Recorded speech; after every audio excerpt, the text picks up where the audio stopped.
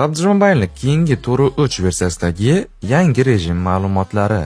Yangi rejimimiz nomi rivojlanayotgan olam. Bu safar asosiy eventlar Hospital, Pachinki, Mansion va Milta hududlarida bo'lar ekan. Eventimiz ko'rinishi juda ham chiroyli. Hospitalni o'z nomiga mos tarzda zamonaviy qilishgan. Pachinkida ham musiqali uylar.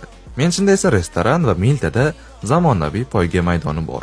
Bu joyga transportda kelib, poyga challenge-ni bajara olamiz. Yangi rejimimizda 5 ta passiv qobiliyat bo'ladi. Aniqlash, jang, transport, idrok va davolash qobiliyatlari. Aynan shu qobiliyatlar keyingi sezonda osonroq rang ko'tarishimizga yordam beradi. Birinchisi aniqlash qobiliyati. Bu qobiliyatni tanlaganimizdan so'ng matchda biror dushmanga o'qimiz tegsa, dushman tepasida ma'lum bir muddat maxsus belgi paydo bo'ladi va dushman boshqa joyga yursa ham qayerdaligi ko'rinadi. Ikkinchisi jang qobiliyati. Matchda biror dushmanni yiqitsak yoki o'ldirsak, personajimiz ma'lum vaqt davomida tez harakatlana boshlaydi va yaqin atrofda dushman bo'lsa, ularga super tezlikda hujum qila olasiz.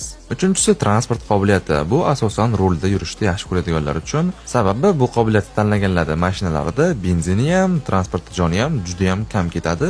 Qobiliyat darajasi oshganda esa mashinani shinalari umuman yorilmaydigan holatga keladi. To'rtinchi qobiliyatimiz esa idrok. Bu asosan krisalar uchun chiqarilgan, sababi bu qobiliyatni tanlab, matchimizda yerga yotib olsak, yaqin 100-200 metrdagi dushmanlarni va transportlarni bor yoki yo'qligini mana shunaqa ekranda ko'rsatib, ma'lumot berib turadi.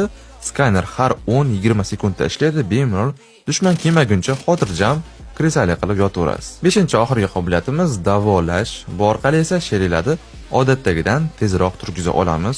Qobiliyati darajasi oshganda nafaqat sherik turg'azasiz, balki uni jonini 30% ga ham to'ldirib qo'yasiz. Shuningdek, yangi rejimimizda eski rejimlarni ko'rsatadigan binolar ham qo'shilgan. U haqida keyingi reelsimizda batafsil gaplashib o'tamiz, sababi bu video juda ham cho'zilib ketadi. Shu kabi qiziq videolarni o'tkazib olmaslik uchun menga obuna bo'lishni unutmang va yangi rejim sizga yoqdimi yoki yo'q, izohlarda o'z fikringizni yozib qoldiring.